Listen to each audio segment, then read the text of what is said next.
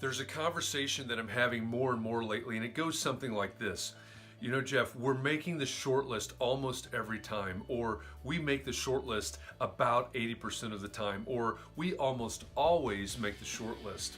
The thing that makes me sad though is that that statement is usually followed by something like, but our hit rate on RFPs and RFQs is really low, or we've only won one in the past 10 or 15, or we're having trouble closing the deal, we're not winning very often.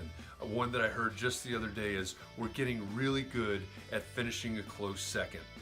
Now there's an irony to that particular statement in that, have you ever heard of anyone that finished third or fourth or fifth? In almost every scenario, if there are 5 firms on the short list, someone wins and everybody else finishes a close second. I would say that what's happening in that particular scenario, if that's you, is that you're doing a great job of getting into the room, but what you aren't realizing that what it takes to win the room is not what it took to get into the room. There are no more high fives for making the short list.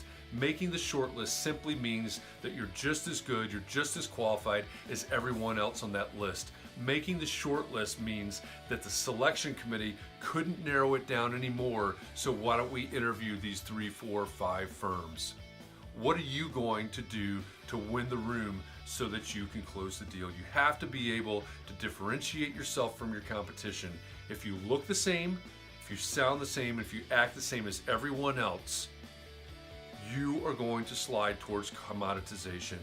If you look the same, if you sound the same, and you act the same as everyone else, you're going to become irrelevant in your marketplace.